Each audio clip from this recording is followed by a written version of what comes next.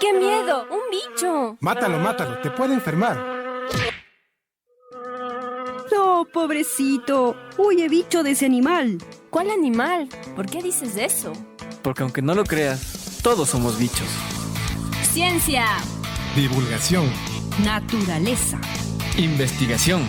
salud, noticias. zoonosis. De humanos y otros bichos, divulgando el conocimiento sobre el hombre y la naturaleza.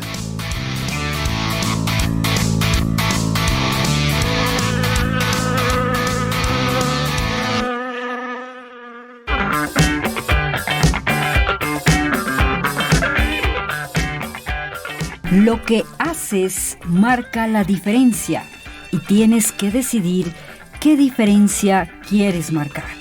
Apoya nuestro trabajo, protege el planeta. Con estas palabras de la etóloga Jane Goodall, que nos hacen reflexionar sobre nuestras acciones, empezamos el programa número 304 de Humanos y otros bichos.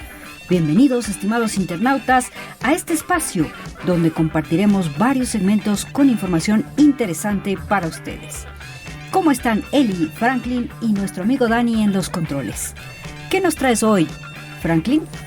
Buenos días, Sandrita, Elizabeth y a Daniel en la cabina. Qué buena frase. Seguramente nuestros internautas ya reflexionaron sobre ella y lo van a poner en práctica. También les agradezco por acompañarnos en esta hora de divulgación científica y el programa va a estar muy entretenido, así que no se lo pierdan. ¿Qué nos has traído para hoy, Elizabeth? Hola Franklin, hola Sandrita, bienvenidos internautas a una nueva entrega de Humanos y otros bichos.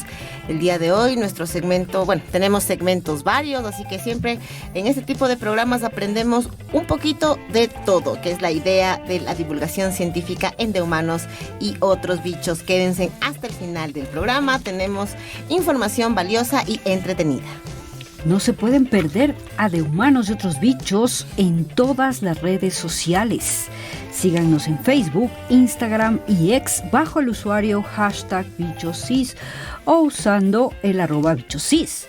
También estamos en YouTube, donde pueden revivir todos los programas anteriores cuando los quieran ver. Además, cada semana subimos nuestros fascinantes podcasts a Spotify y iVoox para que disfruten los miércoles de podcast. Suscríbanse a nuestros canales ahora para no perderse contenido valioso y divertido.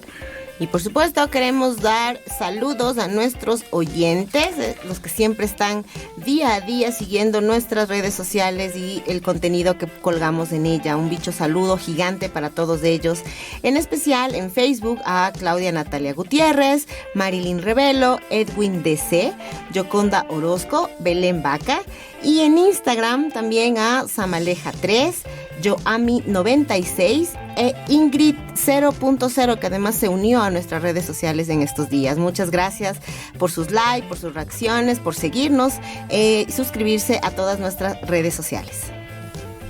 Y hoy les traemos una bicho pregunta re sencilla para que la puedan adivinar. Y dice: cuanto más me quitas, más grande soy. No tengo peso, pero puedo hacerte caer. ¿Qué soy? Les repito nuevamente. Cuanto más me quitas, más grande soy. No tengo peso, pero puedo hacerte caer. ¿Qué soy? Solo reflexionen un poquito y sabrán de quién se trata. Déjennos sus respuestas en el casillero de los comentarios.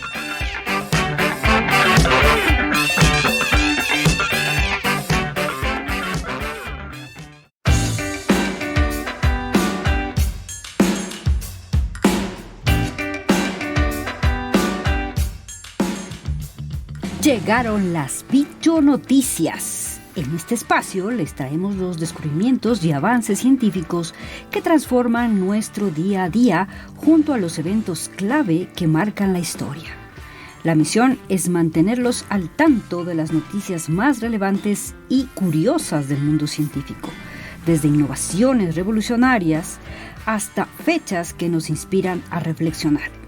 Acompáñanos a explorar cómo la ciencia sigue escribiendo el futuro de la humanidad, un hallazgo a la vez. Y empezamos con Elizabeth.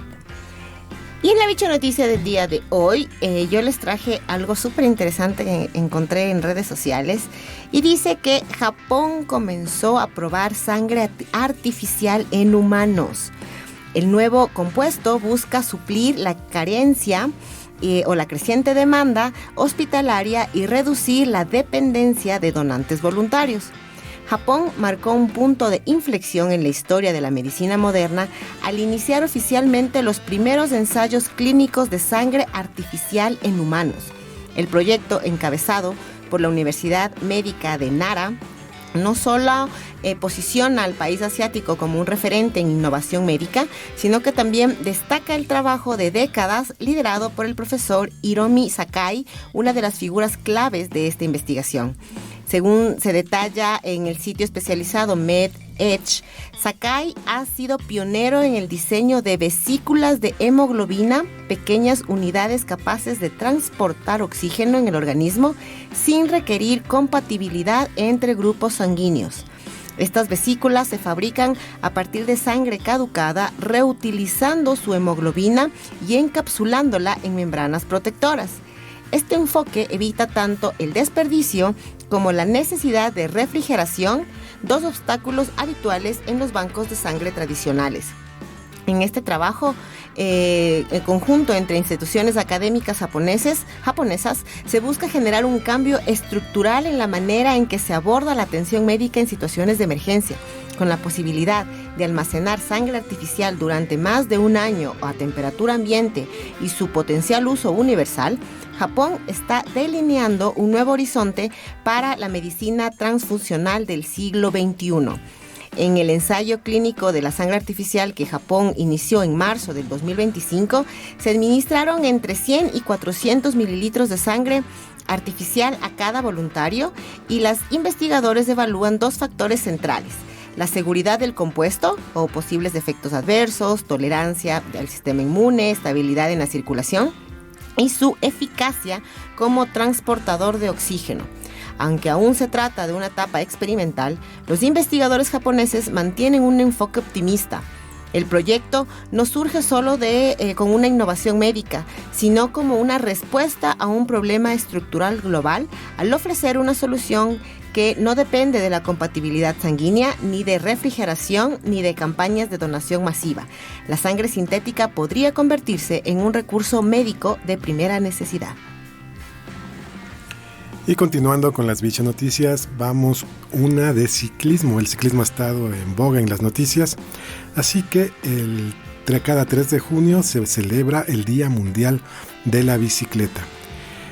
Esto con la finalidad de visibilizar la importancia de un medio de transporte ecológico y saludable. Su uso contribuye a paliar la crisis del mundo actual, debido a la contaminación y al cambio climático que está experimentando el planeta. Esta efeméride se creó gracias a un decreto de la Organización de las Naciones Unidas proclamada en el año 2018. La bicicleta surgió a mediados del siglo XIX como resultado de una serie de intentos fallidos para inventar un vehículo innovador, originando este maravilloso medio de transporte. En Alemania, el primer modelo estaba hecho de madera, pero no tuvo mucho éxito, ya que para ponerla en marcha había que empujarla con los pies. Después se inventaron otras bicicletas que seguían siendo rudimentarias hasta el año 1861, cuando a Ernest Michaud se le ocurrió la idea de colocar pedales delanteros. Aunque esto no fue lo ideal, sirvió para dar el primer paso a la bicicleta actual. En el pasado, la bicicleta representó un importante medio de transporte. Sin embargo, en el mundo moderno se ha transformado en una necesidad. No cabe duda que en estos tiempos, gracias a los avances tecnológicos, existen vehículos innovadores y súper equipados que se han convertido en una verdadera amenaza para la vida en el planeta, ya que expulsan agentes altamente contaminantes. Las tradicionales bicicletas contribuyen y constituyen un sencillo, práctico y ecológico y económico medio de transporte que aporta beneficios para la salud. Asimismo, ayudan a disminuir los elevados índices de contaminación que afectan a nuestro planeta. La bicicleta se puede transformar en un excelente medio para la práctica del deporte, ya que su impacto sobre el medio ambiente es 100% natural, a diferencia del que producen otros vehículos como los coches, las motocicletas y los autobuses. En pocas palabras, es un medio totalmente sostenible para los seres humanos. Para celebrar este día, aprovechemos para hacer un poco de deporte, dando un paso al aire libre y disfrutando del placer del contacto con la naturaleza. Usemos nuestras bicicletas e invitemos a nuestra familia y amigos para compartir este día muy especial. Y en otra bicho noticia, les comento que el cohete Starship se rompió y cayó al Océano Índico. El cohete Starship, en el que la empresa SpaceX del magnate Elon Musk confía para conquistar Marte, alcanzó este martes la órbita terrestre, pero se rompió y cayó al Océano Índico tras perder combustible en su 9º vuelo de prueba. El lanzamiento fue retransmitido por video en directo con una cuenta atrás que se paró durante varios minutos hasta que a las 19:37 hora local, la nave despegó desde Starbase, la base recién nombrada ciudad cerca de Brownsville en la frontera con México. El cohete, con una altura de 121 metros, estaba compuesto por 2 partes. El propulsor Super Heavy, dotado con 33 motores Raptor y que por primera vez se reutilizaba tras una prueba anterior, y una nave espacial de segunda etapa, esta última a la que se llama Starship. El despegue fue exitoso, teniendo en cuenta que las 2 últimas pruebas terminaron en explosión pocos minutos después, pero en torno a las 20:32, la empresa perdió contacto con la nave, que ya daba vueltas y parecía no tener una capacidad de orientación adecuada. El responsable de comunicación de SpaceX, Dan Hout, uno de los presentadores del acontecimiento presentado como una película, atribuyó a fugas de combustible la pérdida de control de altitud necesario para orientarse en su reentrada en la atmósfera terrestre. Aparte de eso, el cohete no pudo abrir un portón por el que se iban a desplegar en órbita por primera vez varios satélites simulados de Starlink, uno de los objetivos de la misión, además de supervisar los escudos que protegen a la nave de las altas temperaturas. Starship consiguió llegar a la separación programada del motor de la nave, así que es una gran mejora respecto al último vuelo. Y reconociendo que la fuga de combustible provocó una pérdida de presión en el tanque que desembocó en su fracaso. Como si el vuelo no fuera lo suficientemente excitante, el Starship ha experimentado un rápido desmontaje imprevisto, indicó la empresa en la red social X, a lo que añadió que el éxito es fruto del aprendizaje y que la prueba ayudará a mejorar la fiabilidad del cohete. Les recordamos la bicho pregunta y dice: cuanto más me quitas, más grande soy. No tengo peso, pero puedo hacerte caer. ¿Qué soy? Les repito nuevamente: cuanto más me quitas, más grande soy. No tengo peso, pero puedo hacerte caer. ¿Qué soy? Esperamos sus respuestas, internautas. Y como les habíamos mencionado al inicio del programa, el día de hoy tenemos segmentos varios. Atención, navegantes de la imaginación.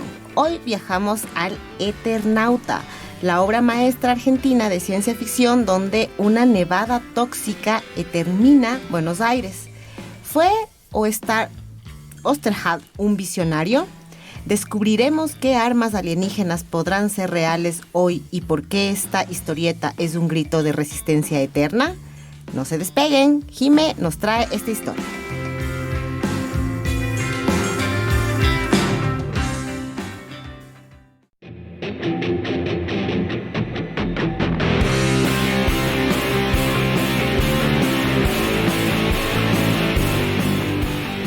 Buenos días, queridos internautas. En este subsegmento Ciencia al Rescate, hoy les voy a hablar acerca de El Eternauta, ciencia ficción o profecía latinoamericana.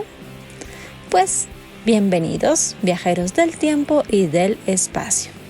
Hoy exploraremos una joya en la ciencia ficción que nació nada más y nada menos que en Argentina y conquistó al mundo.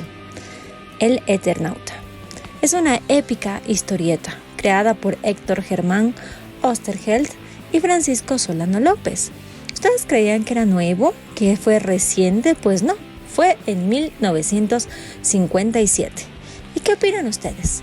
¿Podría su distopía helada volverse realidad? ¿O es solo un sueño de papel?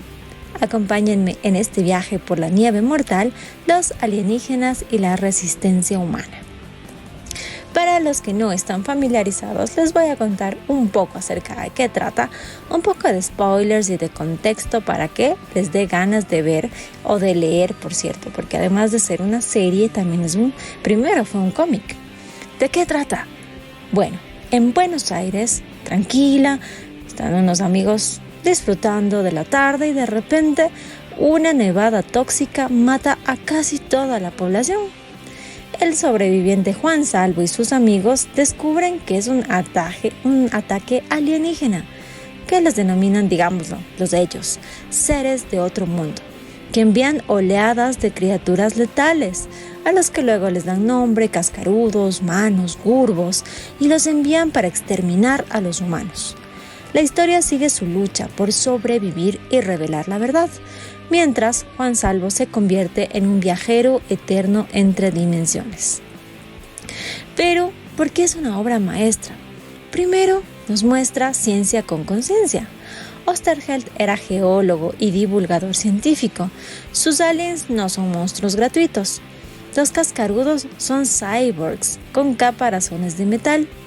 Los hombres robots son prisioneros teledirigidos. Y hasta la nieve tóxica está basada en armas químicas reales de los años 50. Además, también tiene un poco de futurismo, poco preciso, pues predijo trajes como los que vemos, que esos trajes que utilizan para evitar que la nieve los mate. También que, bueno, ahora ya sabemos que con la pandemia todos esos trajes se hicieron muy famosos y cada vez más tecnológicos. Además muestra armas de energía, los lanzallamas eléctricos y la colonización mediante proxies, pues los aliens usan razas esclavizadas. Además, la verdadera estrella es la solidaridad.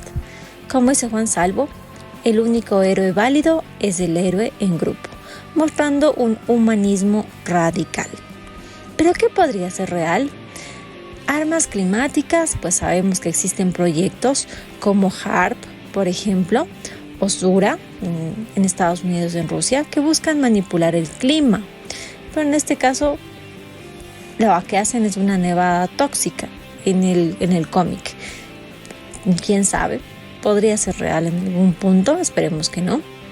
La invasión por proxies, son unas esferas que resulta que terminan controlando mentes. Y hoy hay drones autónomos con inteligencia artificial que podrían hacer ese rol. La ética de la guerra robótica ya es debate en la ONU. Además, en un contexto muestra la pandemia global, pues esta nieve asesina barrió ciudades, que evoca más o menos las pandemias, pero con un giro alienígena. Así que eso también puede ser real. Pero que es también puro ciencia ficción por ahora, lo que no va a pasar, lo que no pasa. Los viajes dimensionales. Juan viaja entre realidades utilizando un campo energético, pero la física actual solo permite saltos teóricos, no prácticos. También estos cyborgs controlan sus esclavos a distancia. Es una telepatía interestelar. Eso no está logrado aún. Y hay un personaje que sobrevive a la nieve, pues porque es un humano inmune a estas toxinas por una mutación. Si es un ataque químico masivo, es químico, netamente es muy difícil que sobrevivan. Así que bueno, Oesterheld escribió esta obra maestra mientras Argentina vivía dictaduras. Así que El Eternauta es un himno a la resistencia colectiva contra opresores, sean aliens o sean humanos. Como dato, el autor fue desaparecido en 1977 por el régimen militar, pero su mensaje perdura. ¿Ven esa nieve? Son copos de muerte. Pero mientras un grupo humano resista, la esperanza sigue viva. Si no han leído esta obra o no han visto la serie, pues búsquenla. Como dijo Carl Sagan, la imaginación nos lleva a mundos que nunca existieron, pero sin ella no vamos a ningún lado. Hasta un próximo segmento.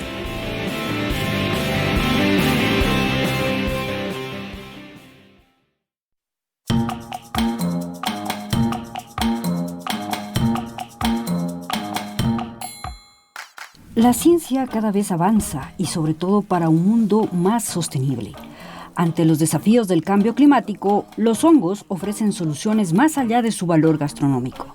El mundo fungi constituye una clave en la transición hacia dietas más saludables y sostenibles. En el segmento Ciencia Actual aprenderemos sobre este tema con Elizabeth Minda. Bienvenida, Eli. Bienvenidos internautas al segmento Ciencia Actual. Como ya Sandrita les mencionó, hoy les hablaré sobre el tema de los hongos o las setas. Este artículo publicado en el portal digital de Conversation y escrito por Sergio Fuentes Antón de la Universidad de Salamanca nos cuenta sobre estos grandiosos alimentos. Así que comencemos. Desde insectos, tofu y algas hasta carne cultivada en laboratorio, la creciente presión por reducir el impacto ambiental de nuestra alimentación está trayendo cada vez más alternativas para sustituir la carne tradicional en nuestros platos. Algunas propuestas generan entusiasmo, otras cierta desconfianza y otras incluso rechazo. ¿Se comerían, por ejemplo, grillos? ¿O puede el sabor del filete vegetal parecerse al de uno de vaca? En la búsqueda hacia el alimento ideal del futuro, existe una opción con siglos de historia, pero todavía bastante desconocida. Nos referimos a los hongos, que por fin empiezan a tener la atención que merecen. El reino fungi no solo ofrece un acompañamiento gastronómico de lo más sabroso, sino que constituye una fuente de proteínas completa, sostenible y cultivable con escasos recursos. Esta innovación, desconocida para muchos, podría revolucionar no solo nuestra dieta, sino también nuestra relación con la producción de alimentos, y sin necesidad de luz solar ni animales de granja. En un mundo atravesado por la crisis climática, la pérdida de biodiversidad y una población en aumento, nuestra alimentación se ha convertido en una cuestión urgente que abordar. La producción de carne, uno de los pilares de la dieta global, es una de las actividades más intensivas en recursos y emisiones. Ante este complejo panorama, científicos, emprendedores y organismos internacionales buscan soluciones alternativas que sean sostenibles, nutritivas y escalables. Una de las propuestas más prometedoras no llega del reino vegetal ni del reino animal, sino de un reino a menudo olvidado, el de los hongos.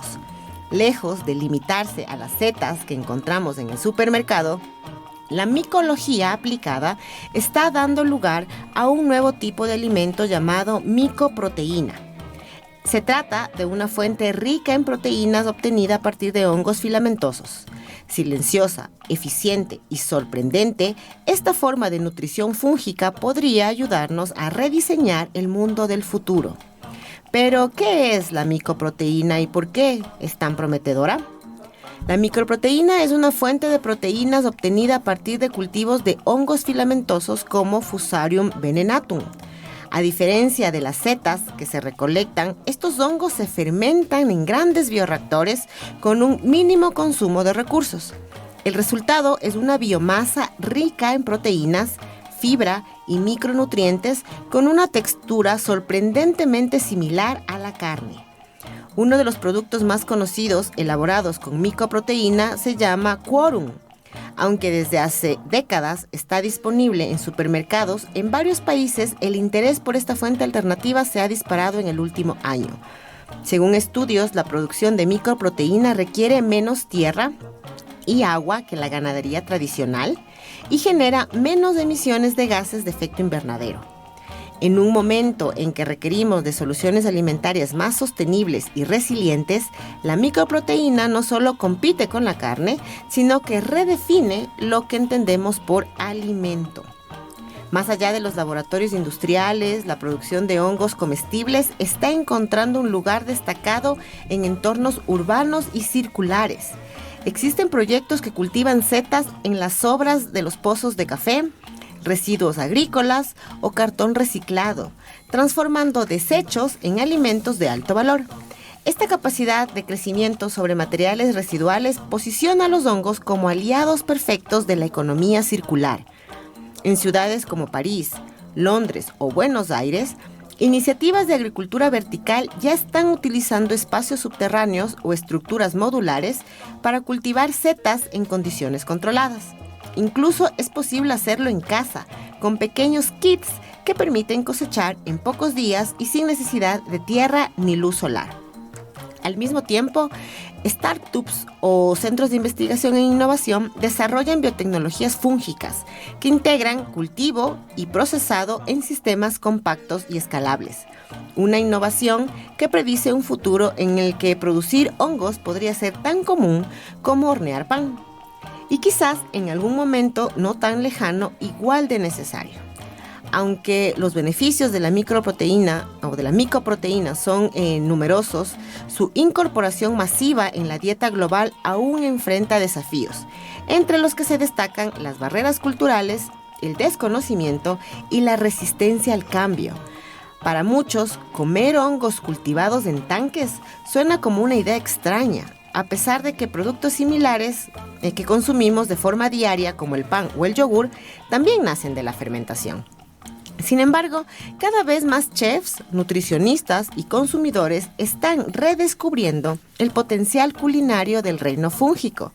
Desde filetes vegetales con textura carnosa hasta snack proteicos o sustitutos del marisco, los hongos están demostrando que pueden ser deliciosos, versátiles y sobre todo sostenibles. Quizá el futuro de nuestra alimentación no se dirija solo a reducir el consumo de carne, sino también a abrazar nuevas alternativas que se encuentran entre nosotros desde hace millones de años. No olvidemos, por otro lado, que al comer hongos, a la vez que nutrimos nuestro cuerpo, estamos cultivando un mundo más justo, diverso y resiliente. Espero que les haya gustado esta información de su segmento Ciencia y Más, y nos vemos en una próxima entrega.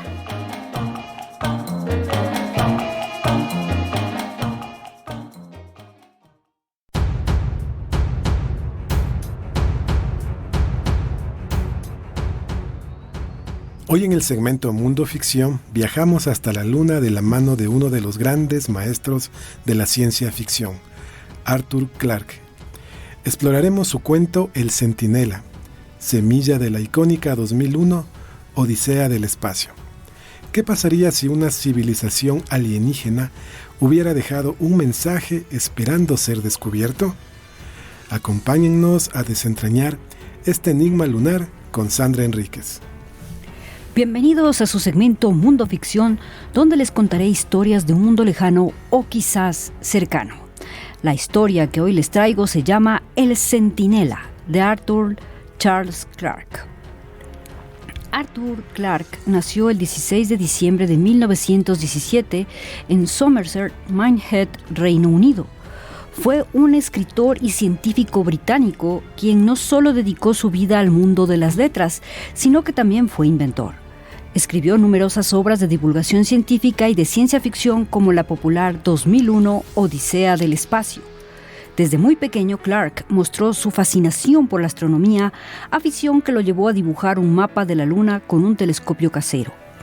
El Centinela es un cuento de Arthur Clarke famoso por haber sido ampliado y modificado en la novela 2001 Una Odisea del Espacio y en la película del mismo nombre. A continuación, les presento un pequeño resumen del cuento. La próxima vez que ustedes vean la luna brillar alta en el sur, examinen atentamente el borde derecho y dejen resbalar la mirada a lo largo de la curva del disco. Allá donde serían las 2 si nuestro satélite fuera un reloj, observarán un minúsculo óvalo oscuro. Es una gran llanura rodeada de montañas, una de las más hermosas de la luna, conocida con el nombre de Mar Crisium, con casi 500 kilómetros de diámetro. Rodeada por un anillo de magníficas montañas, no había sido explorada nunca hasta que nosotros penetramos en ella a finales del verano de 1996. Yo era el geólogo, jefe del grupo destinado a la exploración de la zona sur del mar. Habíamos recorrido 1,5 centenar de kilómetros en una semana, bordeando los contrafuertes de las montañas que dominaban la playa de lo que muchos millones de años atrás había sido un antiguo mar. A bordo del tractor vivíamos según el tiempo terrestre y a las 22 horas exactamente enviábamos el último mensaje por radio a la base y terminábamos nuestro trabajo. Afuera, las rocas seguían ardiendo bajo un sol casi vertical. Para nosotros era de noche, hasta que nos despertábamos de nuevo tras 8 horas de sueño. Entonces uno de nosotros preparaba el desayuno. Se oía un gran zumbido de afeitadoras eléctricas y alguien conectaba la radio que nos unía a la tierra. Era mi turno de preparar el desayuno en el ángulo de la cabina principal que servía como cocina. Nuestro conductor estaba ya afuera, embutido en su traje espacial, inspeccionando los vehículos oruga.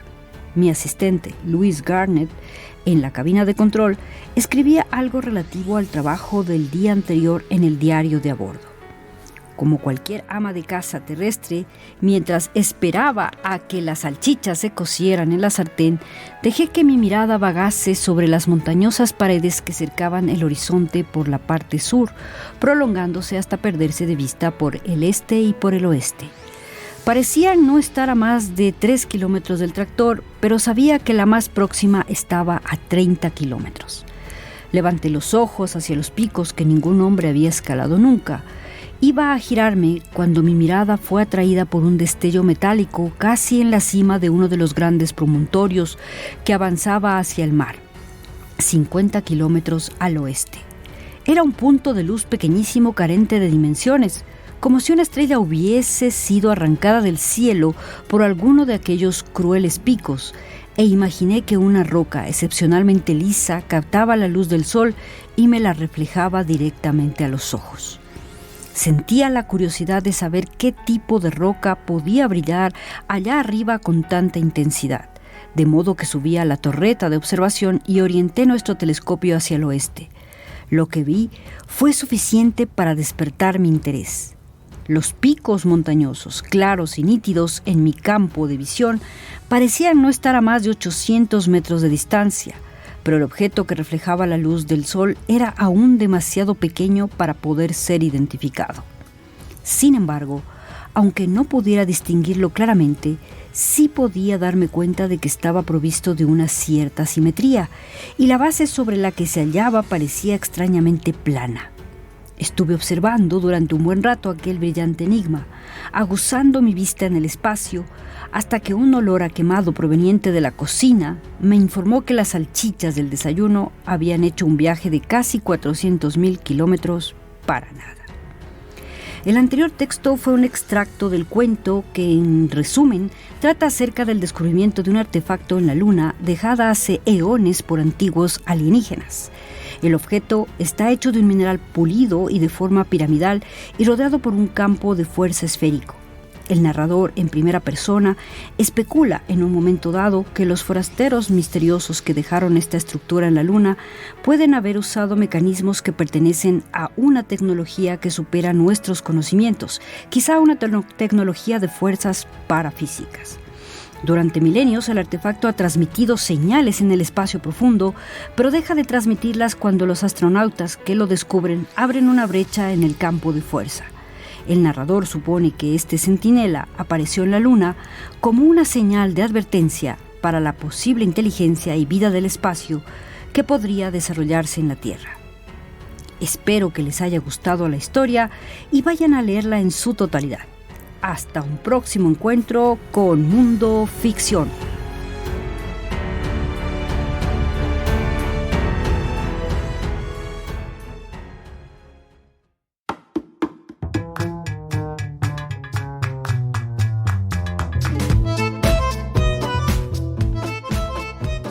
Continuando con el programa, en el segmento Chuta ni sabes, descubriremos los misterios del mundo que nos rodea. En esta ocasión vamos a recordar lo que nos cuenta la historia sobre la exploración de los océanos. Cuéntanos, Franklin. Gracias, Elizabeth. Bienvenidos internautas a su segmento Chuta ni sabes, en donde les traemos notas muy interesantes sobre salud y ambiente. Sabemos más de la superficie de la Luna que del fondo de los océanos. Esta afirmación de Jean-Michel Cousteau encierra una verdad. Aunque el océano cubre aproximadamente el 71% del planeta Tierra, todavía sabemos muy poco sobre él. Entender lo que ocurre bajo el mar es uno de los mayores retos de la ciencia. El ser humano siempre se ha sentido atraído por el océano. Entre los más antiguos exploradores del océano están varias culturas costeras de Grecia y China que hacia el año 5000 a.C. empezaron a sumergirse en el mar para recoger alimentos y dedicarse al comercio. Sin embargo, los fenicios, a quienes los griegos consideraban sus maestros en navegación y que también son citados en la Biblia, habrían sido la primera civilización en navegar en alta mar a remo y a vela, guiados por el sol durante el día y por las estrellas durante la noche. La oceanografía moderna, la rama de la ciencia que se ocupa de las propiedades y los fenómenos físicos y biológicos del océano, no comenzó hasta el siglo XVIII. Ferdinando Marsili fue científico y explorador italiano y él es considerado el padre de la oceanografía moderna. Es el primer académico que introdujo el rigor científico en el estudio del mar y uno de los primeros hombres del mundo en realizar investigaciones oceanográficas y en estudiar la biología del mar y la morfología de las cuencas y las costas. Realizó observaciones in situ, estudió los fondos marinos del Golfo de León, la clasificación de las especies, las corrientes y las propiedades del agua del mar, recordando que todo su planteamiento científico se basaba en los experimentos y observaciones que él mismo hacía en sus salidas de campo. En 1725 publicó un libro sobre los descubrimientos de sus investigaciones oceanográficas de 1705 a 1706 en el Golfo de León, que se considera el primer tratado científico sobre el océano. Otro acontecimiento de la historia de la oceanografía moderna es la expedición Challenger, en 1872 a 1876. Basándose en los recientes descubrimientos de Charles Darwin a bordo del Beagle, los científicos a bordo del HMS Challenger circunnavegaron el océano mundial con el objetivo principal de recopilar datos sobre una amplia gama de temas: la temperatura del océano, la química del agua del mar, las corrientes, la penetración de la luz en las profundidades marinas, la biodiversidad de la vida marina y la geología del fondo marino. Los resultados científicos del viaje, como el descubrimiento de 4.700 especies y los hallazgos biológicos, se publicaron en un informe de 50 volúmenes con más de 29.500 páginas que tardó más de 20 años en compilarse, con la ayuda de ilustradores y artistas. Uno de los descubrimientos más importantes de la expedición Challenger fue la localización de la fosa de las Marianas en el suroeste del Océano Pacífico. Las tecnologías de la época midieron una profundidad de casi 9.000 metros, algo nunca registrado en ningún otro lugar de la Tierra. La fosa de las Marianas se confirma como el punto más profundo conocido del fondo oceánico, con unos 11.000 metros de profundidad. A principios del siglo XX, la observación acerca de las profundidades oceánicas y de los organismos marinos era todavía inalcanzable. A finales de los años 20, la mayor profundidad a la que podían descender los humanos con cascos de buceo era de solo varias decenas de metros. Los submarinos de la época descendían hasta un máximo de 115 metros, pero no tenían ventanillas, por lo que a los científicos les resultaba imposible observar el entorno de las profundidades.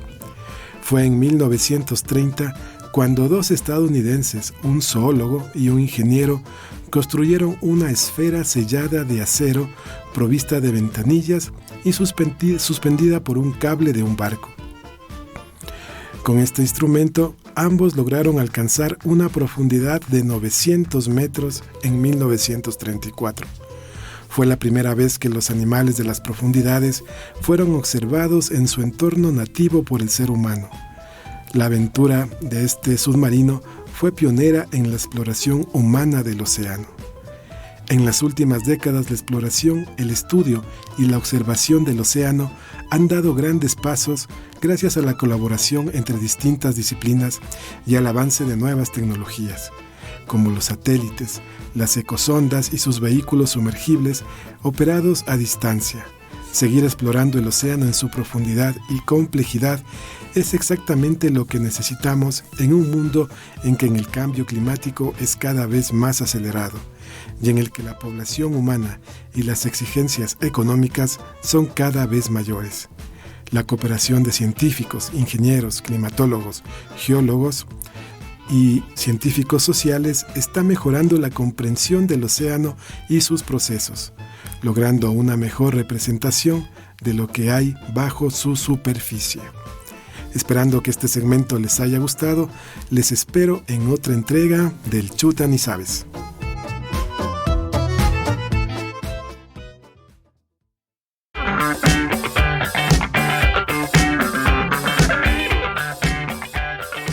Creo que el día de hoy hemos tenido historias muy diversas, muy diferentes. Estaba pensando ahorita que escuchaba sus segmentos, vivir en el espacio o vivir en el fondo, o descubrir cosas en el fondo del océano me parece demasiado complejo. Sí, peligroso, ¿no? Sí, ¿cómo llegas a 900 metros era, Frank? ¿Cómo llegas a 11.000, las Marianas. Dios? Sí, la verdad es un reto físico y psicológico, creo yo, porque estar metido en un submarino. Claro, toda esa Y presión. además todo abajo es oscuro, no sé. Claro, solo Pero- cuando vas en el metro nomás te esperas un poco. No, ese metro va iluminado, no está oscuro. Sí, no ves nada afuera de los... Ah, bueno, eso sí. Y me acuerdo que una señora estaba desesperada, ya quería salir, ya. Ah, ha tenido decía, no, claustrofobia. necesito aire. Se bajó y ahí le atendieron.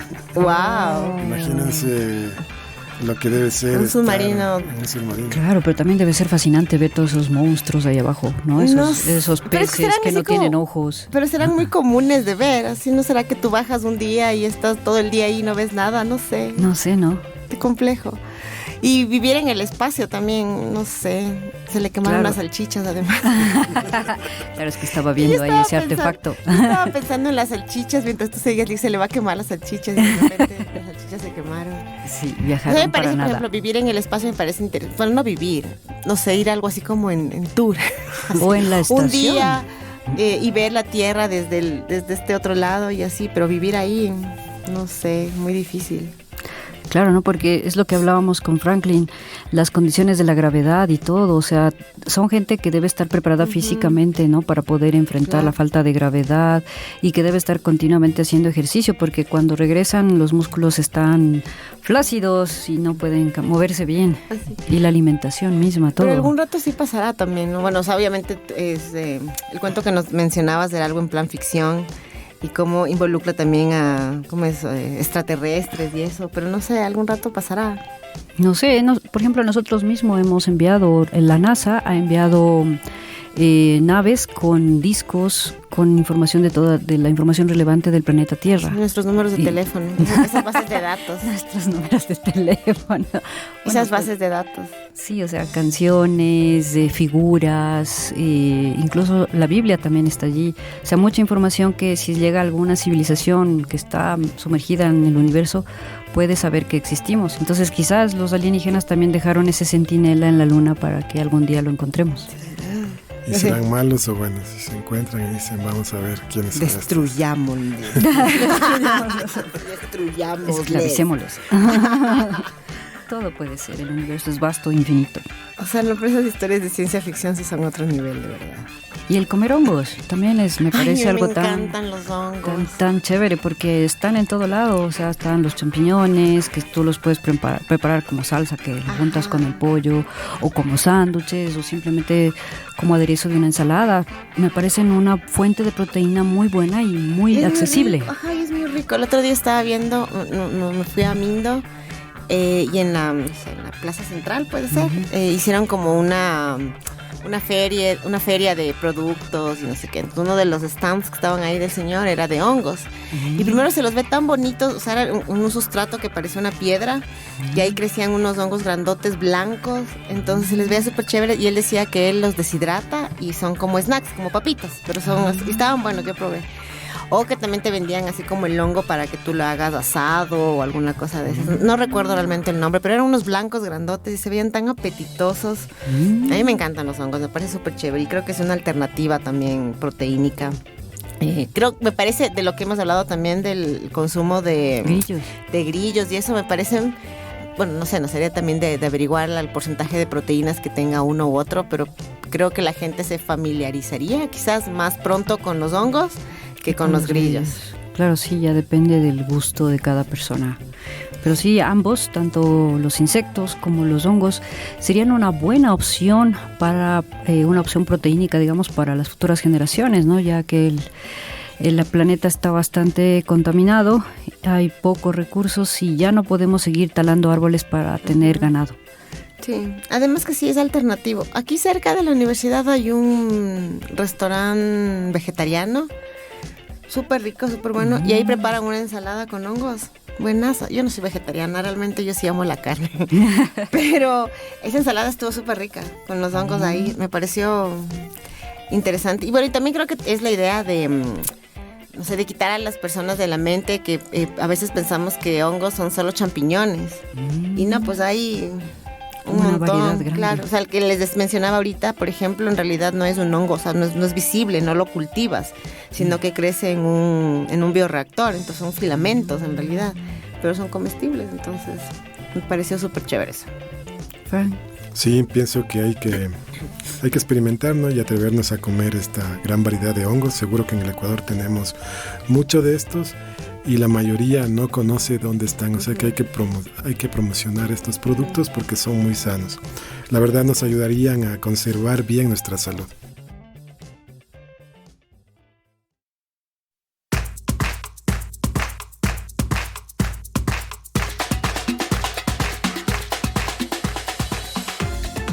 Estimados internautas, muchas veces han estado en reuniones y a veces no hay temas de qué hablar.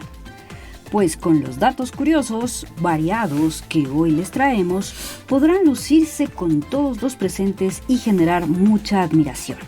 Hoy les traemos información curiosa sobre animales, países, el cuerpo humano, monumentos, lugares, personas famosas y algo más.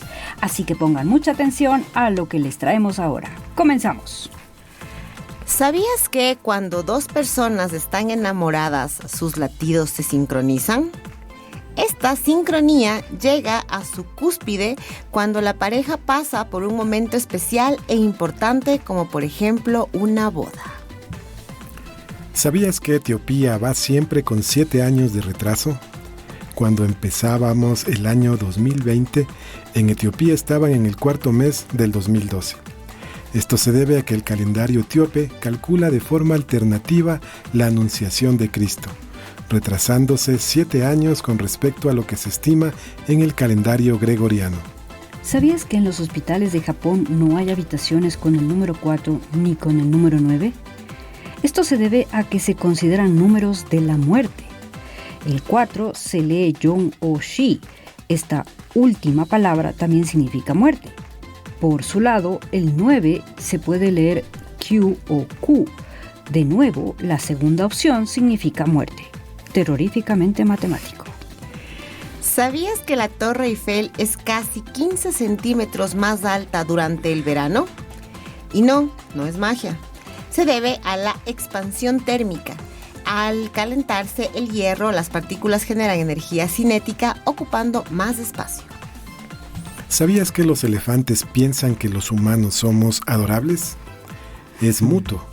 Lo descubrió la psicóloga Julia Haas, que decía que una parte del cerebro de estos inteligentes animales se enciende cuando nos ven, generando un efecto muy similar al que sentimos nosotros cuando vemos a un cachorro. ¿Sabías que solo hay 2 países en todo el mundo donde no es posible comprar Coca-Cola? Pues sí, son Corea del Norte y Cuba. ¿Sabías que los dientes humanos son casi tan duros como los diamantes? Aunque te cueste creerlo, nuestros dientes no son huesos, sino que tienen 3 capas formadas por diferentes tejidos minerales. Uno de ellos es el esmalte dental. que es muy duro y resistente. Solo lo supera el diamante. ¿Sabías que existe una fobia a los patrones de agujeros pequeños y se llama tripofobia?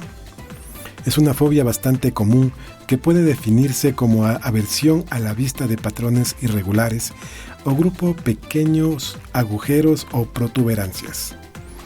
¿Sabías que los cocodrilos no pueden sacar la lengua? La tienen pegada al paladar y a su vez es una membrana en toda su extensión.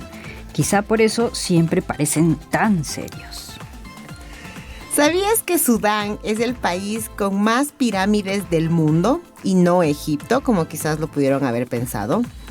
En Nubia, una región de Sudán, se suman 255 pirámides, aunque no son tan visitadas como las egipcias. ¿Sabías que la hora más feliz del mundo son las 19 horas? The Journal of Personality hizo una encuesta a más de 5,000 personas en 20 países diferentes y el resultado estuvo claro. A las 7 de la tarde somos más felices, quizá porque ya hemos salido del trabajo. ¿Sabías que Australia no es solo el continente más ancho de la Tierra, sino que es más ancho que la Luna? Nuestro satélite tiene 3.400 kilómetros de diámetro, mientras que el diámetro de Australia es de casi 4.000 kilómetros. ¿Sabías que Thomas Edison le tenía miedo a la oscuridad? No es de extrañar, por tanto, que se empeñara tanto en sus inventos. Así fue como en 1879 creó la primera bombilla que podía permanecer encendida 48 horas. Adiós a la oscuridad. ¿Sabías que el desierto del Sahara era una selva tropical? Si te costaba imaginarlo nevado, imagínalo llena de vegetación y continuas precipitaciones. De eso hace tan solo unos 6,000 años. ¿Sabías que has heredado tu inteligencia en gran medida de tu madre? Un estudio ha probado que un 80% de las capacidades cognitivas de un bebé proceden de su herencia materna. ¿Sabías que Machu Picchu está construido a prueba de terremotos? Esta hazaña, que parece milagrosa en el mundo moderno, ya era posible en la era de los incas. Utilizaban una brillante técnica de ingeniería llamada sillería, que consiste en cortar rocas para que encajen de manera perfecta entre sí sin mortero. De esa forma, las piedras se podían mover durante el terremoto para luego asentarse de nuevo en su posición correcta. Increíble, ¿no? ¿Sabías que si quieres tener un cuy o conejillo de indias en Suiza, asegúrate de tener 2?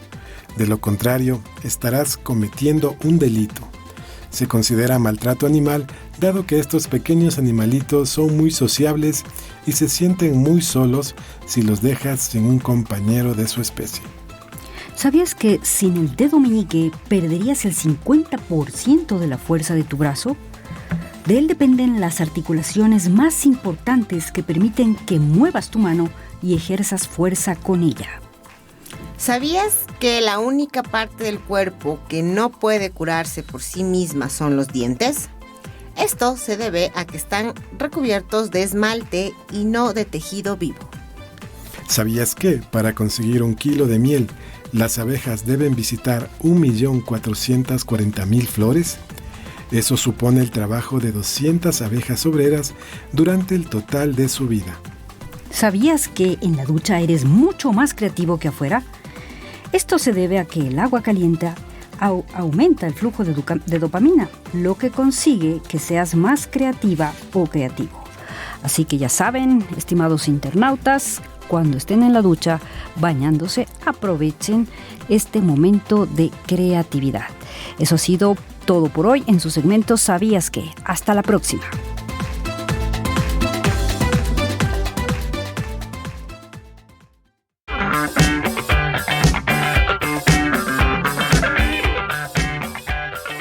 Y bueno, estaba pensando en lo que Sandrita mencionaba al inicio de estos datos curiosos para iniciar una conversación. Interesante, Sí. Están así, ya pueden hablar de temas científicos ahí en las conversaciones. Estaba chévere, esto me gustó. Sobre todo porque algunas cosas no sabía. Entonces he aprendido mucho. Cada día se aprende algo.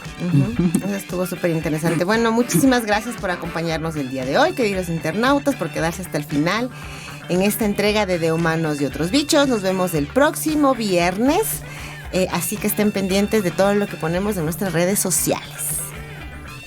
Y vamos con la respuesta a la bicho pregunta. Se la recuerdo primero. Cuanto más me quitas, más grande soy. No tengo peso, pero puedo hacerte caer. ¿Qué soy? ¿Alguien de aquí lo sabe? Ni idea. ¿Ni idea? Bueno, la respuesta es un agujero. Él dijo, sí, muy bien. Tenemos un nuevo oyente el día de hoy. Qué chévere, muy bien.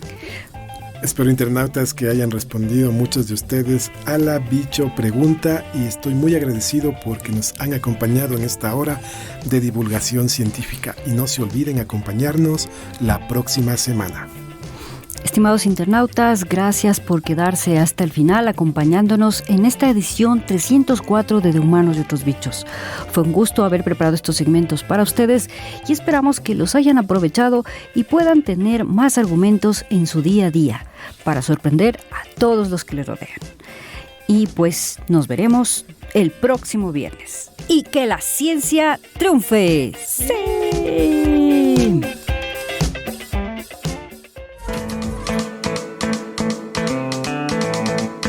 Esto fue De Humanos y otros bichos. Si te gusta la ciencia divertida, no te olvides de escucharnos. Todos los viernes de 10 a 11. Una producción de Radio Universitaria Online de la Universidad Central del Ecuador.